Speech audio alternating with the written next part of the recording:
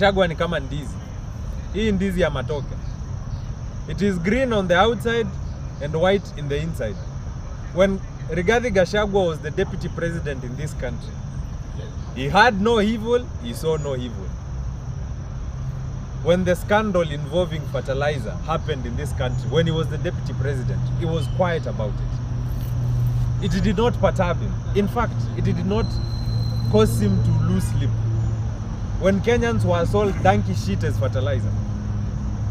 Juzi tu, when Moses Kuria was CS, there is a scandal involving edible oil, mafuta ya kupika.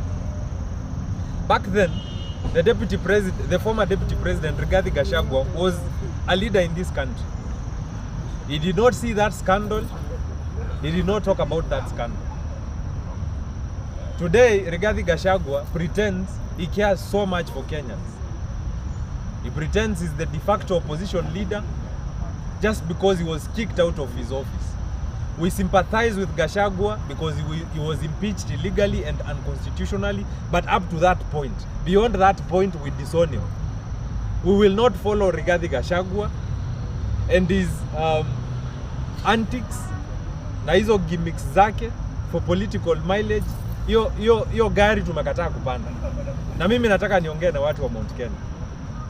Huyu Rigathi Gachagua huyu wakati alikuwa DO in the 90s, mnajua mambo alifanya to your own people akitumiwa na Moi. Huyu Rigathi Gachagua when he was deputy president akikalia kiti vizuri, amekalia kiti vizuri. Scandal ya fertilizer ili happen akiwa deputy president, hakuongea, hiyo hakuona. Scandal ya mafuta ya kupika ikifanyika juzi na Moses Kuria, Rigathi Gachagua hakuona hiyo. Sababu makosa ya serikali ijaanza saa hii, sababu Gachagua ametolewa kwa kiti. Bei ya mafuta ikipanda, Rigathi Gachagua hakuona, na alikuwa amekalia kiti kama deputy president. Alikuwa amekalia kiti kama deputy president. Sisi tunasema hii utapeli, hii siasa za utapeli Kenya tunamaliza. Rigathi Gachagua anazunguka huko Mount Kenya, hata sijui kwa nini aendagi mahali kwingine. Anazunguka huko Mount Kenya ndio ati akuwe kingpin, akuwe anaweza negotiate aingie the next government. Hizo siasa zake za kuzunguka tumezionea mbali. Hizo siasa zake za ukabila tumezionea mbali. Mimi nataka niambie watu wa Mount Kenya, kama ni ukweli mnataka tukue na nchi iko afadhali, kama ni ukweli mnataka tubadilishe Kenya, mwache kufuata Gachagua. Hiyo upuzi ikome na ikome kuanzia leo. Rigathi Gachagua akiwa deputy president, Wakenya bado waliabductiwa. Wakenya bado waliuliwa. ODM ikisema sava zifunguliwa, alikuwa deputy president, akasema ni propaganda. Akasema amewekea Raila mitego hata waifika State House.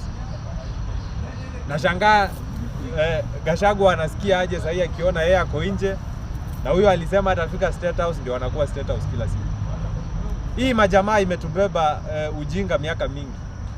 Na mimi nasema hivi, Wakenya tubadilishe maoni.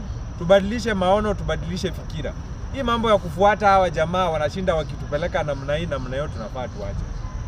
Gachagua kama angeimpichiwa, if he was still the deputy president today, angeona makosa yote ya hii serikali. Rigathi Gachagua kama angetolewa kwa kiti ya unaibu rais, angeenda na Ruto hadi 2027 akisifu na akisema vile Ruto ni mzuri. Sasa leo hii sababu ametolewa kwa kiti, he is trying to get back at Ruto by exposing the bad things that are happening in this government. Where was he wakati tuliuziwa fertilizer fake? Where was he wakati scandal ya mafuta ya kupika ilifanyika? Bei ya mafuta ya petroli na diesel ikipanda alikuwa wapi? Huyo jamaa tukome. Naenda next kwa Uhuru.